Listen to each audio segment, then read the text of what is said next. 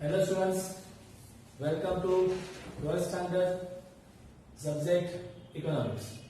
Okay, economics आपको पहले वृंदावन में पढ़ा रहे थे, तो लॉकडाउन की वजह से थोड़ा सा उनका इश्यू हो गया है, तो अभी इकोनॉमिक्स जो है तो मैं देने वाला हूँ हिस्सा। देख लीजिए लेक्चर, आज का लेक्चर देख लीजिए और मुझे बाद में फीडबैक दीजिए। अच्छा लगा तो आगे कंटिन्यू करेंगे, वरना देखते हैं। ओके, चलो देखते हैं इकोनॉमिक्स। लास्ट ईयर आपने 11th स्टैंडर्ड में इकोनॉमिक्स का मतलब, इसका मीनिंग, उसका डेफिनेशन, ये सब आपने पढ़ लिया है, राइट ना? तो आपको पता है कि इकोनॉमिक्स मतलब क्या है। पर एक शॉर्ट आइडिया देता हूं कि इकोनॉमिक्स का मतलब क्या होता है। ये सब्जेक्ट इकोनॉमिक्स जो है, it is not a new subject for you. आपने 11th में पढ़ा है, 10th स्टैंडर्ड में पढ़ा है, 9th में भी था, 8th में भी था। ओके, तो आप इकोनॉमिक्स पढ़ते आ रहे हो। तो इकोनॉमिक्स में हमें क्या पढ़ने के लिए मिलता है? ओके, इकोनॉमिक्स में हम स्टडी किस बात का करते हैं? इकोनॉमी में हमारी जो इकोनॉमी है, इंडिया की कहो या वर्ल्ड की कहो, हमारे पास जो हमारे कुछ बेसिक प्रॉब्लम्स होते हैं। ओके, इस प्रॉब्लम को हम पहले तो स्टडी करते हैं। प्रॉब्लम को स्टडी कैसे करना है, प्रॉब्लम्स का स्टडी कैसे करना है, यह आपको सिखाया जाता है इकोनॉमिक्स में, कि प्रॉब्लम को स्टडी कैसे करते हैं। अब प्रॉब्लम मालूम पड़ गया, फिर अब प्रॉब्लम के रीजंस, मतलब उसके कॉजेस क्या क्या है। स्टडी के बाद हम कॉजेस देखेंगे कि उसके कॉजेस क्या क्या है। अब कॉजेस भी मालूम पड़ गए, फिर आप उसके इफेक्ट्स पढ़ते हो कि कितने पावरफुल है। ज्यादा पावरफुल है तो उसको पहले हमें सॉल्व करना पड़ेगा, कम पावरफुल है तो उसको बाद में रख के सीक्वेंस में, राइट ना? तो उसके इफेक्ट्स मालूम पड़ते हैं, फिर हम उसके ऊपर सॉल्यूशन भी निकालते हैं। तो ये जो ये सिस्टमैटिक स्टडी है, ये सिस्टमैटिक स्टडी करना, ये हमें कौन सिखाता है? इकोनॉमिक्स। ओके, इकोनॉमिस्ट बनना है। इकोनॉमी में अगर आपको आगे जाके डिग्री देना है, तो आपको इकोनॉमी का मतलब क्या होता है ये पता होना चाहिए। इसमें जो सिस्टमैटिक स्टडी है, ये स्टडी भी आपको करनी पड़ेगी, तो ही आप इकोनॉमिस्ट बन सकते हो अच्छे खासे। तो इकोनॉमी में हम क्या पढ़ते हैं? इकोनॉमी में क्या पढ़ते हैं? पहले हम प्रॉब्लम पढ़ते हैं, फिर प्रॉब्लम के सॉल्यूशन ढूंढते हैं। अब ये जो सॉल्यूशंस हमारे पास होते हैं वो बहुत थोड़े से होते हैं, उसको हम स्केयर्स कह सकते हैं, स्केयर्स। इस सॉल्यूशंस को हम और एक वर्ड यूज करते हैं, रिसोर्सेस। सॉल्यूशंस का और एक वर्ड यूज होता है, रिसोर्सेस। ये जो रिसोर्सेस होते हैं ना, वो हमारे बहुत स्केयर्स है। स्केयर्स मतलब लिमिट में है, और ये जो प्रॉब्लम है ना, प्रॉब्लम वो बहुत ज्यादा है, अनलिमिटेड है। एक प्रॉब्लम सॉल्व हुआ तो दूसरा अराइज हो जाता है, दूसरा सॉल्व हुआ तो तीसरा अराइज हो जाता है। ओके, अब इसको बस एक छोटे से शॉर्ट फॉर्म में समझना है, मतलब आपके लेवल पे समझना है, तो हम इस प्रॉब्लम्स को कहेंगे वांट्स। जरूरतें जो सबकी होती है, जब बच्चा जन्म लेता है वहीं से उसकी जरूरतें शुरू हो जाती है, और ये जरूरतें जो है, वांट जो है, वो खत्म नहीं होते। कब तक? जब तक आप मर नहीं जाते। जब आप मर जाओगे ना, तभी हम सेटिस्फाई करेंगे, तब तक हम अनसेटिस्फाई ही रहते हैं। ओके, तो वांट्स कभी खत्म नहीं होते। तो वांट्स सेटिस्फाई करने के लिए हमारे पास जो रिसोर्सेस अवेलेबल है, हम उस रिसोर्सेस को यूज करते हैं। सारे के सारे वांट्स सेटिस्फाई करने की ताकत किसमें होती है? सारे वांट्स, कोई भी वांट्स हो, उसको सेटिस्फाई करने के लिए जो ताकत होती है, वो कौन से रिसोर्स में होती है? दैट इज मनी, पैसा, है ना? पैसा ही चाहिए, और क्या चाहिए? पैसा होगा तो आप रिसोर्सेस को परचेस करोगे, और रिसोर्सेस मिल गया तो आप वांट्स सेटिस्फाई करोगे। भूख लगी है, खाना चाहिए, खाना कैसे मिलेगा? पैसे से, राइट ना? आपको पढ़ना है, बुक चाहिए, बुक कैसे मिलेगा? पैसे से। तो ये पैसे कमाने के लिए आप पढ़ते हो, मतलब आगे जाके पैसे कमाना है तो आप अभी पढ़ाई कर रहे हो, पढ़ाई करोगे, अच्छा जॉब मिलेगा, अच्छा जॉब मिलेगा, अच्छा पैसा मिलेगा, अच्छा रिसोर्सेज आप परचेस करोगे, और आप अपने सारे के सारे वांट्स सेटिस्फाई करने की कोशिश करोगे। होंगे क्या? नहीं, आप कोशिश करोगे। तो ये कोशिश करते वक्त आप क्या करते हो? अपने वांट्स को आप एक सीक्वेंस में अरेंज करते हो, राइट ना? उसकी एक लिस्ट बनाते हो। अभी आपको पूछा जाए, भाई आपकी जरूरतें अभी क्या है, मतलब अभी के अभी कौन सी जरूरत पूरी होनी चाहिए, और उसके बाद कौन सी, उसके बाद कौन सी, उसके बाद कौन सी, मतलब डिमिनिशिंग डिक्रीजिंग ऑर्डर में आपको लगाना है। सबसे पहले बहुत ज्यादा जरूरत, उसके बाद कम, उसके बाद कम, उसके बाद कम। तो आप उसका एक लिस्ट बनाना शुरू कर दोगे तो आपको एक आइडिया मिल जाएगा कि हमारे पास अभी सेटिस्फाई करने के लिए वांट्स कौन से। फिर उसको आप सेटिस्फाई करने के लिए रिसोर्सेज ढूंढोगे, राइट ना। हमारे इंडिया में, हमारे वर्ल्ड में भी ऐसा ही होता है। जो मेन प्रॉब्लम है, बहुत ज्यादा बड़ा प्रॉब्लम, उसको हम पहले सॉल्व करते हैं। तो हमारा मेन प्रॉब्लम कौन सा था? बहुत बड़ा प्रॉब्लम है हमारा पॉपुलेशन। जहां पे ये प्रॉब्लम नहीं है ना, वहां पे मोस्टली कोई भी प्रॉब्लम नहीं है, ऐसे हम कह सकते हैं। आज अमेरिका आगे क्यों है? बिकॉज अमेरिका में पॉपुलेशन बहुत कम है, कंट्रोल में है, इसीलिए उनके पास सारे के सारे रिसोर्स अवेलेबल है। अच्छे अच्छे बंगले में रहते हैं, अच्छी अच्छी गाड़ियां यूज करते हैं, राइट ना। हमारे पास ये बेसिक प्रॉब्लम। तो पॉपुलेशन को कंट्रोल करने के लिए हमारे इंडिया काम कर रही है, आपको भी पता है। पहले हमारे इंडिया में 4-4, 5-5 बच्चे होते थे घर में, आज खाली 1 या 2 मिलते हैं। तो गवर्नमेंट ने उसके ऊपर काम किया है, इसीलिए वो प्रॉब्लम सॉल्व होते दिखाई दे रहा है। लेकिन फिर भी अभी भी हम पूरे वर्ल्ड में सेकेंड नंबर पे है in population after China. Okay, तो कहने का मकसद इतना ही है कि हमारे वांट्स को हम एक सीक्वेंस में लगाते हैं और फिर उसको सेटिस्फाई करने की कोशिश करते हैं with the help of scarce resources, not only resources. ओपली कैसे है? Scarce resources. और इस स्केर्स रिसोर्सेज को हम ऐसे यूज करते हैं कि हम ज्यादा से ज्यादा वांट्स जो है वो सेटिस्फाई कर सके। ओके, आपने कहीं पूरी बनाई है? पूरी अभी मम्मी आपकी क्या करती है पता नहीं, लेकिन हमारे जमाने में क्या था, एक बड़ा ऐसा ना एक गोल कर ले आधे का, फिर मम्मी ना मुझे वो दे दीजिए, वो पेला गांव वाला, और उससे हम क्रॉस कर ले। तो मैं पहले स्टार्टिंग में कैसे रहता, इधर एक किया, इधर एक किया, इधर एक किया, तो इसे ना आटा बहुत बच जाता। तो मम्मी चिल्लाई, तो मम्मी ने मुझे बताया था ऐसे नहीं करना है। अब मम्मी मेरी पढ़ी लिखी नहीं है, लेकिन उनको ये पता है कि अवेलेबल रिसोर्सेस को यूज कैसे करते हैं। ये मतलब कहीं किताब से ही सीखेंगे ऐसा नहीं होता, ये आप अपने लाइफ में जो आपको अनुभव मिलता है, एक्सपीरियंस मिलता है, उससे भी हम सीखते हैं। पहली बार गलती होती है, उसके बाद मैं भी सीखा। तो कैसे सीखा? भाई इसको यहां से कॉर्नर से लो, फिर इसको ऐसे करो, फिर इसको टच करके ऐसे करो, मैक्सिमम यूटिलाइजेशन, ताकि आटा कम बचे। कहने का मकसद इतना ही है कि हम हमारे लाइफ में भी हमारे पास जो रिसोर्सेस है उसको मैक्सिमम यूटिलाइज करते हैं। यह आपको तुरंत नहीं सीखने मिलेगा। जब आपको पहली बार पैसा मिला हुआ तब आपने क्या किया होगा? सड़क से गए, खर्चा कर दिया, फिनिश्ड। अभी आपको अगर पैसा देंगे तो आप उसके ऊपर सोचोगे कि अभी हमें कौन सी वांट्स सेटिस्फाई करनी है। बस यही सोच हमें कौन दिलाती है? इकोनॉमिक्स। ये सोचने का तरीका हमें आता कैसे है? इकोनॉमिक्स में। ओके, तो इकोनॉमिक्स में हमारे सारे वांट्स सेटिस्फाई होते हैं with the help of available resources. उसको मैक्सिमम यूटिलाइज कैसे करना है, ये हमें इकोनॉमिक्स में करना है। ओके ओके, तो 12th के सिलेबस में फर्स्ट चैप्टर है introduction to micro and macro economics. इस साल हमने थोड़ा सा प्रोजेक्टर का यूज करने की सोचा है। प्रोजेक्टर में हम आपको स्लाइड्स दिखाएंगे। टेक्स्ट बुक अभी आप सामने नहीं हो हमारे, तो आप टेक्स्ट बुक में देखोगे, वो सुनोगे। उससे अच्छा है हम यहाँ पे आपको पॉइंट्स दिखाएंगे, उसी को हम एक्सप्लेन करेंगे। ओके, तो उसको दिखाने से पहले हम थोड़ा सा जो बेसिक आइडिया है माइक्रो एंड मैक्रो का वो देख लेते हैं, उसके बाद स्लाइड्स शुरू कर देंगे। Okay, micro and macro economics. हमारा जो ये इकोनॉमी है ना, इकोनॉमी पढ़ने का 2 तरीका होता है। कोई भी इकोनॉमिक्स के 2 हम कह सकते हैं कि टाइप्स है या ब्रांचेस है, ब्रांचेस कह सकते हैं उसको, ब्रांचेस ऑफ इकोनॉमिक्स। इसके 2 ब्रांचेस होते हैं, एक होता है माइक्रो और एक होता है मैक्रो। मतलब हम इकोनॉमी को पढ़ने के लिए 2 रास्ते यूज कर सकते हैं। ओके, कुछ बच्चे ऐसे होते हैं जो पढ़ाई करते वक्त या फिर लेक्चर सुनते वक्त बहुत डीपली पढ़ते हैं या बहुत डीपली लेक्चर सुनते हैं।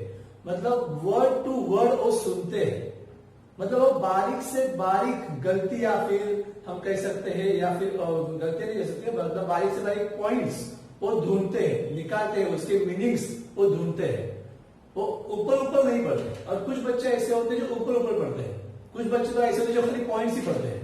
एक्सप्रेशन अपने आप से जो आएगा वो देखा गया। ऐसे भी कुछ बच्चे होते हैं जो पॉइंट्स को लिखते हैं और एक्सप्रेशन खुद देते हैं। ओके, तो इसमें भी दो तरीके होते हैं, एक माइक्रो और मैक्रो। जो बच्चे डीपली पढ़ाई करते हैं मतलब वो क्या कर रहे हैं, माइक्रो इकोनॉमिक कर रहे हैं, माइक्रो स्टडी कर रहे हैं। और जो बच्चे ऊपर ऊपर ही पढ़ाई करते हैं उसको कहते हैं मैक्रो स्टडी। ओके, माइक्रो से फायदा क्या होता है और मैक्रो से नुकसान क्या होता है? माइक्रो से फायदा यह होता है कि आपका वो पूरा पॉइंट या फिर पूरा चैप्टर आपके दिमाग में बैठ जाता है। ओके, डीपली स्टडी करोगे तो। और ऊपर ऊपर की पढ़ाई करोगे तो वो चैप्टर आप 1 महीने के बाद या 2 महीने के बाद भूल जाते हो, याद नहीं रहता क्योंकि आपने ऊपर ऊपर पढ़ा था। और डीपली पढ़ाई करोगे तो याद रह जाता है। ओके, तो पढ़ाई कैसे करनी है आपको, माइक्रो में करनी है। वैसे हमारे इंडियन इकोनॉमी भी आप पढ़ना है तो इंडियन इकोनॉमी पढ़ने के लिए 2 रास्ते हैं, एक तो डीपली करो मतलब माइक्रो करो, या ऊपर ऊपर मतलब मैक्रो। ओके, इसका मतलब क्या होता है, पहले तो ये बता दिए जो वर्ड्स है ये वर्ड आए कहां से। माइक्रो ये वर्ड आया है, ग्रीक वर्ड है MIKROS, माइक्रोस। माइक्रोस मतलब very small, small part. Okay, और मैक्रोस ये वर्ड आया है MAKROS, मैक्रोस मतलब वेरी लार्ज। ये ग्रीक वर्ड है माइक्रो एंड मैक्रोस, वहां से हमने ये वर्ड लिए हैं, माइक्रो एंड मैक्रो। ओके, तो माइक्रो स्टडी करना मतलब इंडिविजुअल पार्ट का स्टडी करना। अब इंडिविजुअल पार्ट मतलब है, जैसे फॉर एग्जांपल हमने अभी प्रॉब्लम देखी, इसके बारे में बताया प्रॉब्लम बहुत सारे हैं। सपोज उसमें हम पावर्टी देते हैं, पावर्टी एक प्रॉब्लम है। अब इस प्रॉब्लम को हमें सॉल्व करना है, तो पावर्टी को सॉल्व करने के लिए मैक्रो स्टडी अच्छी है या माइक्रो? तो इसका आंसर है माइक्रो स्टडी, क्योंकि पावर्टी को मैक्रो स्टडी से सॉल्व किया नहीं जा सकता। अगर मैक्रो स्टडी से पावर्टी को सॉल्व करोगे तो कुछ लोग अमीर बनेंगे और बहुत सारे लोग गरीब ही रहेंगे। और अगर माइक्रो स्टडी से सॉल्व करोगे तो सारे के सारे लोग अमीर बन सकते हैं। ओके, लेकिन हमारे यहाँ पे पॉपुलेशन ही इतना है कि पावर्टी को माइक्रो स्टडी नहीं करते, क्योंकि इतना उनके पास टाइम ही नहीं है कि डोर टू डोर जा सके। माइक्रो में वही होता है, डोर टू डोर जाना पड़ता है। उस घर के अंदर भी एक एक इंसान की पढ़ाई होती है, हर एक इंसान की, इंडिविजुअल यूनिट। ओके, अब ये इंडिविजुअल कोई भी हो सकता है, इंडिविजुअल कंज्यूमर हो सकता है, इंडिविजुअल सेलर हो सकता है, ओके, मैन्युफैक्चरर हो सकता है, कंपनी बहुत सारी है उसमें एक इंडिविजुअल कंपनी आप ले सकते हो। ओके, कोई भी मतलब एक जंगल है, उस जंगल में आपको कोई भी एक पेड़ की स्टडी करनी है। ओके, सिंगल अ ट्री का पढ़ाई करना है, ट्री का पढ़ाई करना है मतलब माइक्रो करना है। उस जंगल का पढ़ाई किया मतलब मैक्रो किया। ओके, तो माइक्रो इकोनॉमिक्स में हम इंडिविजुअल यूनिट की पढ़ाई करते हैं। इंडिविजुअल यूनिट की पढ़ाई करने का फायदा यही होता है कि हम प्रॉब्लम के बेस तक पहुंचते हैं, और प्रॉब्लम का एक बार बेस मिल गया, रूट मिल गया, फिर उसको हम सॉल्व कर सकते हैं इजीली। मैक्रो में हम बेस तक नहीं पहुंचते, ऊपर ऊपर का ही पढ़ाई होता है। तो जो हमारे बेसिक प्रॉब्लम्स है, पावर्टी है, पॉपुलेशन है, ओके, अनएम्प्लॉयमेंट है, ये प्रॉब्लम जो है वो माइक्रो में नहीं आएंगे। मतलब माइक्रो वहां तक पहुंच ही नहीं सकता, माइक्रो में it is not possible to reach these problems. क्यों? Because of population, only population. Okay, और मैक्रो में वो सब स्टडी होता है, तो ऊपर ऊपर का होता है, मतलब उसमें जो नीचे वाला एकदम लास्ट में जो कंज्यूमर है उसके बारे में कोई सोचता नहीं है। ओके, सेल हुआ तो कितना सेल हुआ, और टोटल सेल काउंट होता है पूरे इंडिया का। ओके, नेशनल सेल काउंट होता है। या फिर इनकम हुआ तो एक पर्टिकुलर पर्सन का इनकम काउंट नहीं होता, वहां पे नेशनल इनकम काउंट होता है। अब नेशनल इनकम में हमारा 20-25 हजार रुपया, उससे कोई फर्क नहीं पड़ता। ओके, माइक्रो में फर्क पड़ेगा, मैक्रो में नहीं पड़ेगा। ओके, तो ये 2 कंसेप्ट है जिसको हमें पढ़ना है। अभी हम स्लाइड्स थ्रू ये पढ़ाई करेंगे, माइक्रो का पूरा हम पढ़ने वाले, फीचर्स पढ़ने वाले, इंपोर्टेंस पढ़ने वाले, उसकी डेफिनेशन वो सब हम देखेंगे। ओके, ओके स्टूडेंट्स, तो स्टार्ट करते हैं हमारा स्टैंडर्ड 12 का इकोनॉमिक का सिलेबस। ओके, हम हमारे पहले सिलेबस की करते हैं। तो लास्ट ईयर में इकोनॉमिक्स में टोटल 13 चैप्टर थे। पार्ट 1 अलग था माइक्रो इकोनॉमिक्स, और पार्ट 2 माइक्रो इकोनॉमिक्स, दोनों अलग अलग थे। माइक्रो भी पढ़ना उतना ही जरूरी है जितना मैक्रो। दोनों का पढ़ाई साइमल्टेनियसली करना है, ओके। लेकिन माइक्रो का जो सिलेबस है वो आपके लिए बहुत इजी होगा, ओके। ये उससे आप रिलेट कर पाओगे, मतलब वो आपका ही होगा। इसलिए माइक्रो के जो चैप्टर्स है ना, utility analysis, demand analysis, elasticity of demand, factors of forms of market, supply analysis, ये जो टॉपिक्स है ये माइक्रो से रिलेटेड है। तो ये चैप्टर्स बहुत इजी है, आपको इजीली समझ में आएंगे और मैथ्स टू मैथ्स मार्क्स भी आपको यहाँ पे कवर अप करेंगे। तो ये ज्यादा से ज्यादा फोकस करना है इन चैप्टर्स में, ये इसको बाहर करने में आसानी होगी। फिर ये national income, public finance, money market, foreign trade, ये जब आप अभी आप कॉमर्स में हो तो सीधी बात है इकोनॉमिक्स बहुत इंपॉर्टेंट अपना सब्जेक्ट है। जैसे अकाउंट है वैसे ही इकोनॉमिक्स है। लास्ट ईयर तक जब तक आप पढ़ाई में हो तब तक ये दो सब्जेक्ट आपका साथ नहीं छोड़ेंगे, इकोनॉमिक्स और बीके। तो ये जो हमारे मैक्रो के सब्जेक्ट टॉपिक्स है उसको डीपली स्टडी करो, मतलब मैक्रो भी माइक्रो की तरह करो, इसका भी स्टडी इतना करो कि आपको ये पूरा नेशनल इनकम का पूरा कंसेप्ट क्लियर हो जाए, पब्लिक फाइनेंस में बजट जो रहेंगे वो पूरा क्लियर हो जाए, मनी मार्केट कैसे चलता है, हम उसको कैपिटल कैसे प्रोवाइड करते हैं वो सब आपको यहाँ पे मिलेगा, फॉरेन ट्रेड, इंपोर्ट एक्सपोर्ट, ये आपको यहाँ पे सीखने मिलेगा। तो ये आपका पूरा क्लियर होना चाहिए। तो हमारे इतने टॉपिक्स है, टोटल 11 है, उसमें 3 है और 3 भी किया हुआ है, इसलिए 10 है, ओके। तो मैंने स्टार्ट किया था आपका first chapter introduction to micro and micro economic.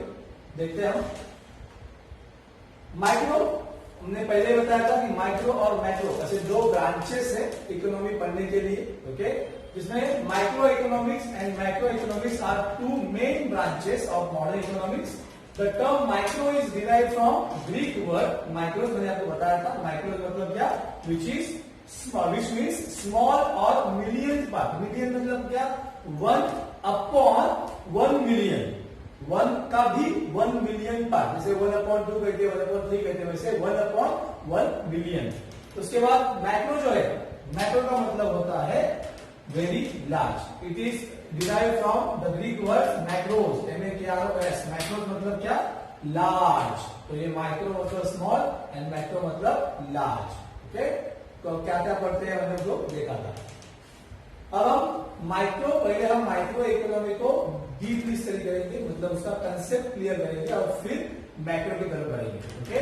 तो पहले हम देखते हैं माइक्रो इकोनॉमिक का मीनिंग क्या है, okay.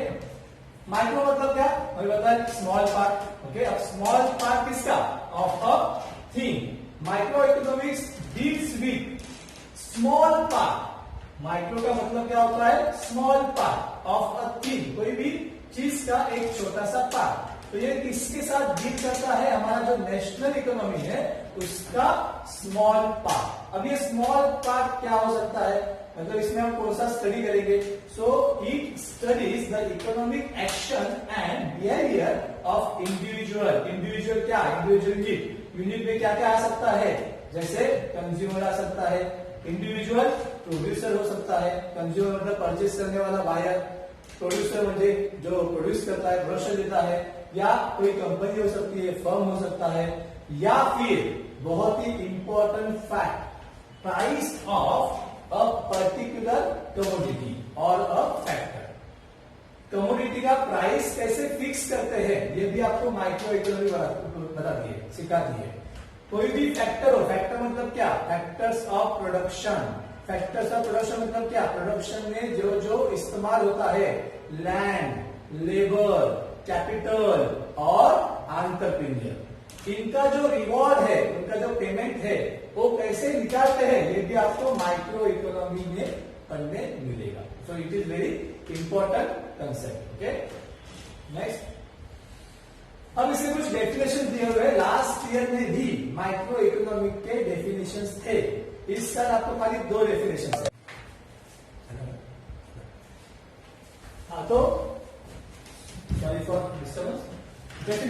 Definitions of the Maoist Dobb says that the microeconomy is in fact a microscopic study of the economy. Simple definition है कि microeconomy का मतलब क्या होता है, it is a study, कौन सा study, microscopic study, okay. Microscope पता है ना, मतलब छोटा सा छोटा चीज जो हम आंखों से नहीं देख सकते वो चीज को देखने के लिए माइक्रोस्कोप मिलता है। मोस्टली हमारे ब्लड के अंदर जो होते हैं सेल्स बिल्कुल के जानने के लिए, या फिर जो बैक्टीरिया, अभी हम जहाँ पे खड़े हैं, आप जहाँ पे बैठे हो, आजू बाजू में भी बैक्टीरिया बहुत सारे हैं। वो बैक्टीरिया नजर नहीं आते, लेकिन माइक्रोस्कोप से देखोगे तो आपको दिखाई देगा। इसीलिए उसको क्या कहा है, माइक्रोस्कोपिक स्टडी, मतलब इतना बारीक स्टडी करना है माइक्रो इकोनॉमी में। ओके, ये कौन कह रहे हैं, मॉरिस डॉ। इनका डेफिनेशन जैसा है वैसा ही लिखना है, कोई भी वर्ड चेंज नहीं करना है। ओके, और एक है जो ने डेफिनेशन दिया है, उनका नाम है professor A.P. Lerner. Okay, A.P. Lerner ji क्या कहते हैं, micro economics consist of looking at the economy through a microscope. उन्होंने वही कहा था, इन्होंने भी वही कहा है, बट इन्होंने थोड़ा सा डिटेल में एक्सप्लेन किया है। उन्होंने खाली माइक्रोस्कोपिक स्टडी करके छोड़ दिया है। अब माइक्रोस्कोपिक स्टडी मतलब कैसे करना है, ये उन्होंने थोड़ा सा एक्सप्लेन किया है। कैसे करना है, as it were to see how the millions of cells in the body of economy. जैसे हमारे बॉडी के अंदर बहुत सारे सेल्स होते हैं, उसको स्टडी करने के लिए डॉक्टर लोग माइक्रोस्कोप यूज करते हैं। वैसे ही हमारा जो ये इकोनॉमी है, इकोनॉमी का जो बॉडी है, इस बॉडी के अंदर भी बहुत सारे सेल्स है। प्रोड्यूसर है, कंज्यूमर है, प्रोप्राइटर है, फर्म है, बहुत सारे ऐसी चीजें हैं जिसको आप स्टडी कर सकते हो। ओके, तो उसमें कौन से स्टडी कर सकते हैं, वो द इंडिविजुअल और household as consumers. Individual मतलब हम, कोई भी एक सेपरेट पर्सन, या हाउस होल्ड हमारा घर हो सकता है। ओके, तो उसमें हम कंज्यूमर का रोल निभाते हैं, हम कंज्यूमर है ना। एंड इंडिविजुअल ऑफ और फर्म एज अ प्रोड्यूसर। तो फर्म क्या करता है, प्रोडक्शन देता है, तो प्रोड्यूसर हुआ। तो consumer, producer play their part in the working of the whole economic organism. तो इकोनॉमी चलता कैसे है, इन दोनों की वजह से चलता है, कंज्यूमर और प्रोड्यूसर। इसे मैन्युफैक्चर भी कह सकते हैं। मैन्युफैक्चरर मैन्युफैक्चर करता है, ओके, और कंज्यूमर परचेस करता है। ये दो ही आपस में घूमते रहते हैं। जो पैसा हम कमाते हैं वही पैसा वापस रिटर्न में उनके पास जाता है, वापस उनसे हमें मिलता है ना। अगर हम कंज्यूमर हैं तो हम क्या करेंगे, पहले जॉब करेंगे, जॉब किया तो पैसा मिलेगा, पैसा मिला तो खर्चा करेंगे। खर्चा किस पे करेंगे, उन्हीं चीजों पे जिस चीजों पे हमने बनाया है, प्रोडक्शन किया हुआ है। तो वो चीज किसने बनाया, हमने बनाया, किसके अंडर, वो फर्म के अंडर। तो फर्म को पैसा मिलेगा, वापस वो फर्म हमें सैलरी पे करेगा। तो ये एक सर्कल है, वही होता है कंज्यूमर और प्रोड्यूसर के बीच में। तो इनके बारे में सेपरेटली स्टडी करना मतलब क्या करना, माइक्रो इकोनॉमिक का स्टडी करना, ऐसे प्रोफेसर A.P. लर्नर जी कहते हैं। ओके, अब हमारा जो माइक्रो इकोनॉमिक है उसका ये जो स्कोप है, मतलब ये कहां तक फैला हुआ है, तो देखो ये तीन मेन चीजें हैं, theory of product pricing, factor pricing and economic welfare. तो इसमें पहले जो है प्रोडक्ट प्राइसिंग, उसमें हम क्या देखेंगे, डिमांड एंड सप्लाई। मैंने पहले ही आपको जब वो सिलेबस बताया था तो उसमें मैंने बताया था कि पहले 4 चैप्टर जो है वो माइक्रो इकोनॉमिक्स से रिलेट करते हैं। ओके, तो ये डिमांड चैप्टर का नाम है जो आपको पढ़ने मिलेगा पूरा डिटेल में। सप्लाई भी आपको एक चैप्टर है जो पढ़ने मिलेगा पूरे डिटेल से। डिमांड में हम कंज्यूमर की पढ़ाई करेंगे, सप्लाई में हम प्रोड्यूसर की पढ़ाई करेंगे। ओके, फैक्टर प्राइसिंग, ये फैक्टर्स ऑफ प्रोडक्शन को मिलने वाले क्या है, क्या कहेंगे उसे, पेमेंट कहेंगे या रिवॉर्ड कहेंगे। ये रिवॉर्ड है जो फैक्टर ऑफ प्रोडक्शन को मिलते हैं। रेंट किसे मिलता है, लैंड को। ओके, वेजेस किसे मिलता है, लेबर को। ओके, इंटरेस्ट किसे मिलता है, लैंड लेबर के बाद क्या होता है, कैपिटल। कैपिटल को इंटरेस्ट मिलता है। और प्रॉफिट किसे मिलता है, एंटरप्रेन्योर। एंटरप्रेन्योर मतलब प्रोप्राइटर, जो लैंड लेबर और कैपिटल को इकट्ठा करता है और बिजनेस स्टार्ट करता है, तो उसे क्या मिलता है, प्रॉफिट मिलता है। तो ये रिवॉर्ड है जो हम फैक्टर्स ऑफ प्रोडक्शन को देते हैं। तो उसका प्राइसिंग कैसे करना है ये आपको माइक्रो इकोनॉमी बताइए। इकोनॉमिक वेलफेयर में आपको एफिशिएंसी दिखाई, एफिशिएंसी इन प्रोडक्शन, मतलब प्रोडक्शन को हम कैसे एफिशिएंटली कर सकते हैं, मतलब ज्यादा से ज्यादा प्रोड्यूस कैसे कर सकते हैं, क्या प्रोड्यूस करना है, ये हमें ये इसमें बताएंगे। एफिशिएंसी इन कंजम्पशन, कंज्यूम कैसे करते हैं, कंज्यूम क्या करते हैं नॉर्मली कंज्यूमर्स, और ओवरऑल इकोनॉमिक एफिशिएंसी। तो आपको ये अभी फिलहाल डिटेल में पढ़ना है। तो हम स्टार्ट करते हैं थ्योरी ऑफ प्रोडक्ट प्राइसिंग से। तो थ्योरी ऑफ प्रोडक्ट प्राइसिंग क्या कहती है, the price of an individual commodity is determined by the market force of demand and supply. जब कोई भी चीज की, कोई भी वस्तु की जो कीमत होती है, प्राइस होती है, वो फिक्स कैसे होती है, ये डिमांड और सप्लाई पे तय होता है। फॉर एग्जाम्पल, नॉर्मली आप लोगों ने किया होगा, आप मार्केट में गए, सपोज आपको टमाटर लेना है, ओके, 1 किलो टमाटर का उन्होंने कहा, मतलब सेलर ने कहा 30 रुपया किलो। आपने कहा भाई 30 रुपया किलो नहीं, एक काम करो 25 रुपये किलो दो। आपने डिमांड किया 25 का, और सप्लाई कर रहा है 30 का, ओके। उसने कहा नहीं दे रहे 25 नहीं, आप एक काम करो 28 रुपीज दे दो। आपने कहा नहीं, एक काम करो फाइनल 27 में डन कर दो। अब 27 में आप भी मान गए, वो भी मान गया, तो उस ऑनियन का या वो टमाटर का प्राइस जो था वो कितना हो गया, 27 रुपीज पर केजी आपके लिए हुआ। तो आपने ये प्राइस फिक्स कर दिया। तो ये प्राइस फिक्स कैसे हुआ, जहां पे डिमांड एंड सप्लाई, जहां पे एक दूसरे को इंटरसेक्ट होते हैं, वहां पे आपको प्राइस फिक्स होता है, ओके। तो ये प्राइस डिटरमाइन करने के लिए डिमांड एंड सप्लाई, ये दो बहुत इंपॉर्टेंट फैक्टर्स है, जिसके फोर्स की वजह से ही क्या होती है, प्राइस फिक्स होती है, जहां पे आप भी सेटिस्फाइड और सेलर भी satisfied, okay. Micro economic is concern with demand analysis. It means individual consumer behaviour, and supply analysis it means individual behaviour of producer, okay. जहां पे डिमांड में आप कंज्यूमर के बारे में पढ़ोगे, मैंने पहले ही कहा था कि डिमांड चैप्टर में आप खाली कंज्यूमर के बारे में पढ़ोगे, ओके, कंज्यूमर क्या सोचता है, और सप्लाई में आप सोचोगे किसके बारे में, प्रोड्यूसर के बारे में, ओके। तो इसे कहते हैं थ्योरी ऑफ क्या था वो, production. Back slide please. Theory of product pricing, okay, हाँ, थ्योरी ऑफ प्रोडक्ट प्राइसिंग। अब हम नेक्स्ट देखेंगे theory of factor pricing, okay.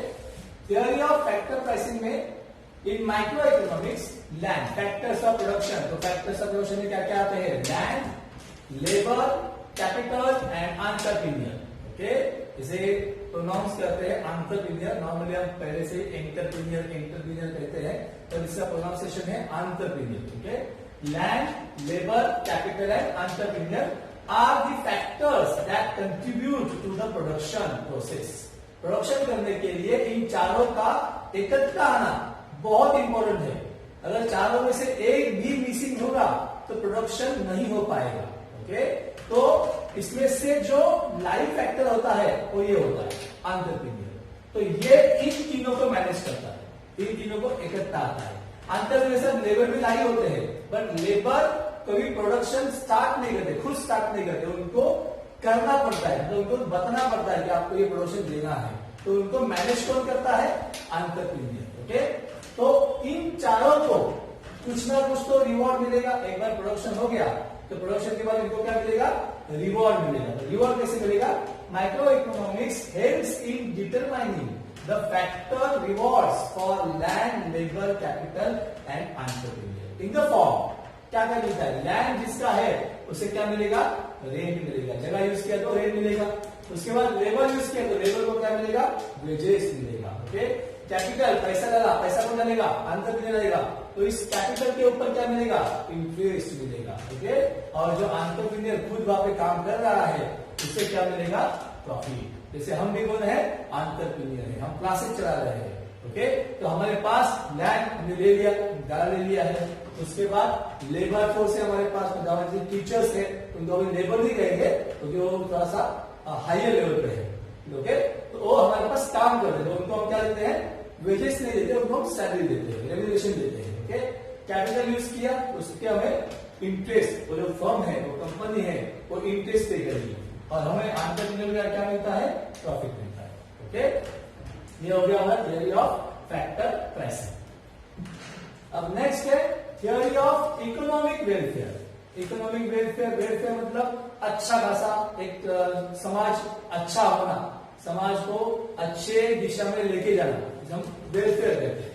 Theory of welfare basically deals with efficiency in the allocation of resources. मैंने इसके बारे में पहले बताया था, रिसोर्सेज हर जगह पर अवेलेबल है, लेकिन कई जगह पर बहुत कम है, कई जगह पर बहुत ज्यादा है, ओके। तो इसका जो अलोकेशन है वो ठीक से होना चाहिए। मतलब जहां पे जरूरत ज्यादा है वहां पे रिसोर्सेज भी ज्यादा होनी चाहिए, जहां पे जरूरतें कम है वहां पर रिसोर्सेज भी कम होना चाहिए। लेकिन हमारे यहाँ पे ऐसा नहीं होता, जहाँ पे जरूरत नहीं है वहां पे बहुत ज्यादा मिल जाता है, और जहाँ पे जरूरत चाहिए मतलब बहुत जरूरत है वहां पे बहुत कम मिलता है। जहाँ पे जरूरत नहीं है वहां पे कुछ नहीं है, सॉरी जरूरत नहीं है बहुत कुछ है, और जहाँ पे जरूरत है वहां पे कुछ भी नहीं है। ऐसा ही हो रहा है। अभी लॉकडाउन की स्थिति में आपने देखा होगा कि जो गरीब है, जो बहुत ही गरीब है, मतलब पावर्टी लाइन के नीचे है, उनको कुछ नहीं मिल रहा है, और जो खास करके उनके पास 1 लाख या 2 लाख का इनकम ऑलरेडी है उनको तो और मिल रहा है। तो यही डिफरेंस है, इसको हमें थोड़ा सा कट करना है और हमें वेलफेयर के बारे में सोचना है। तो हमारे पास अभी आपने देखा होगा कि बहुत बड़े बड़े लोग आगे आ रहे हैं, इसलिए हेल्प करने के लिए लोगों को वो हेल्प कर रहे हैं, कुछ चावल दे रहे हैं, कुछ गेहूं दे रहे हैं, तो कुछ ना कुछ तो हेल्प कर रहे हैं। ये होना चाहिए, इसे ही कहते हैं हम इकोनॉमिक वेलफेयर। ओके, इसमें आगे देखते हैं। तो in the success is attend when it result in maximization of satisfaction of the people. Okay, satisfaction of the people होना ही चाहिए, हर एक पर्टिकुलर इंडिविजुअल पीपल का सेटिस्फेक्शन होना चाहिए। इसीलिए जो रिसोर्सेस है उसको हमें ठीक से लगाना है, तो यही वो पॉसिबल होगा। इसको हम इकोनॉमिक वेलफेयर कहते हैं। तो इसमें हमें वो करना क्या है, मतलब इकोनॉमिक वेलफेयर में आप किस प्रकार से ये सब करोगे उसको हम थोड़ा सा डिटेल में पढ़ेंगे। उसमें पहला है efficiency in production. अब production means producing maximum possible amount of goods and services from the given amount of resources. हमें क्या करना है, ये सब एंटरप्रेन्योर की जवाबदारी होती है, मतलब रिस्पॉन्सिबिलिटी है कि जो आपके पास रिसोर्सेस अवेलेबल है उसको इस तरह से यूज करो कि लोगों के लिए ज्यादा से ज्यादा गुड्स और सर्विसेज आप बना सको, ताकि उनको ज्यादा से ज्यादा क्वांटिटी मिले कम से कम दाम में। प्राइसेस कब बढ़ती है, जब गुड्स शॉर्ट होता है, मतलब सप्लाई कम होता है, तब प्राइस बढ़ती है। तो नौबत कब आती है, जब हमारे पास रिसोर्सेस कम होते हैं, तो प्रोडक्शन कम बनता है। हमें क्या करना है, रिसोर्सेस को ऐसे यूज करना है कि हम maximum possible amount of goods and services बना सकें। ओके, तो ये आपको एफिशिएंसी इन प्रोडक्शन में मिलेगा। एफिशिएंसी इन कंजम्पशन में क्या दिखाई दे रहा है कि efficiency in consumption means distribution of produced goods and services among the people for consumption in such a way as to maximize total satisfaction of the society. तो society को क्या मिले, ज्यादा से ज्यादा सेटिस्फेक्शन मिले। तो घर तक, मतलब उस पर्टिकुलर घर तक हमने जो प्रोड्यूस किया है वो पहुंचना चाहिए। या फिर प्रोडक्शन हो गया है और माल स्टोरेज में है और बारिश हो गई और वो सड़ गया, तो उसका कोई मतलब नहीं है। मतलब आपने जो रिसोर्सेज यूज किए वो सब वेस्ट हो गए।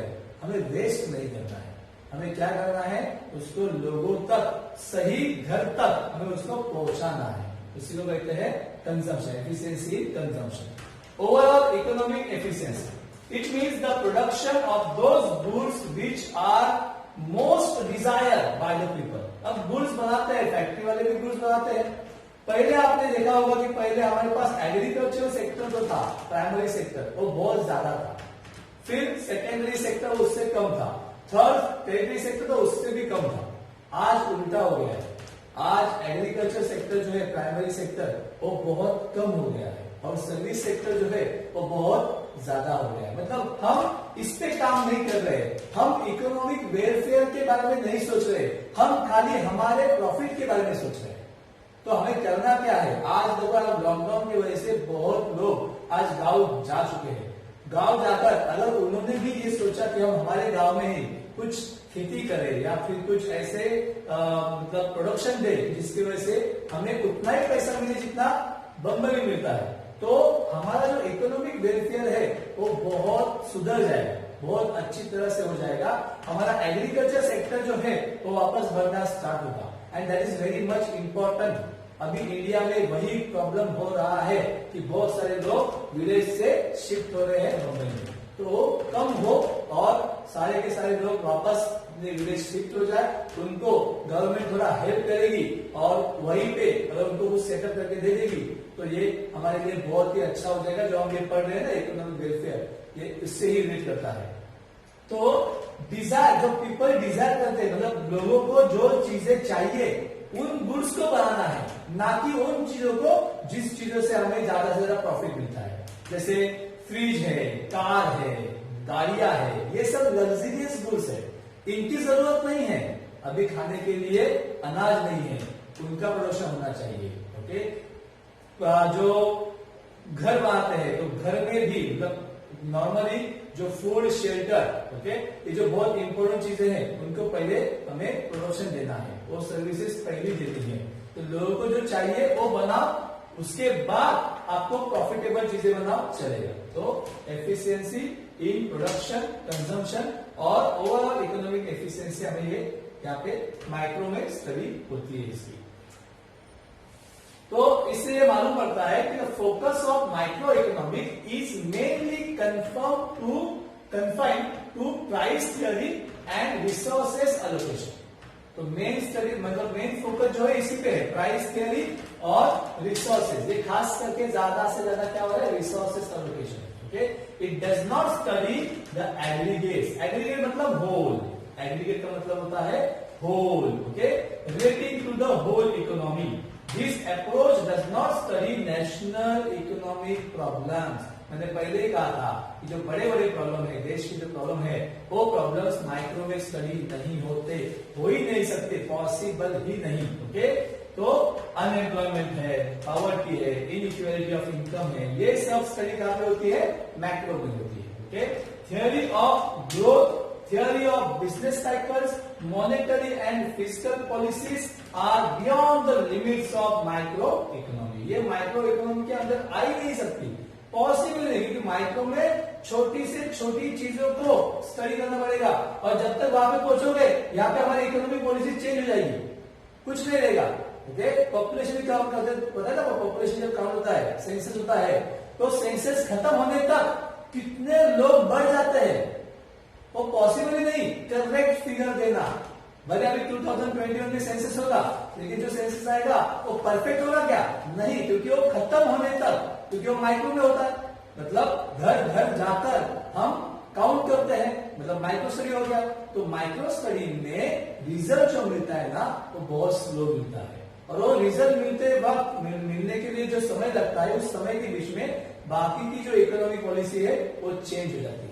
इसीलिए ये जो प्रॉब्लम्स है, ये प्रॉब्लम्स हम माइक्रो में पढ़ ही नहीं सकते, इसके लिए हमें मैक्रो इकोनॉमी को स्टडी करना पड़ेगा। इसलिए मैंने कहा था कि माइक्रो और मैक्रो बोथ आर इंपॉर्टेंट, दोनों भी इंपॉर्टेंट है। आपकी सिलेबस को देखा जाए तो माइक्रो आपके लिए इजी पड़ता है, क्योंकि वो आपसे रिलेट करता है, तो वो कंसेप्ट आपको तुरंत समझ में आएगा।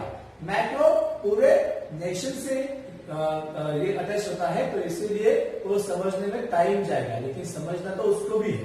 ओके ओके, तो ये जो फीचर्स है उसमें ये जो लेटर्स है, ओके, वो लेटर्स से आप एक शॉर्टकट, एक की बना जिससे आप ये पॉइंट्स याद रख सको।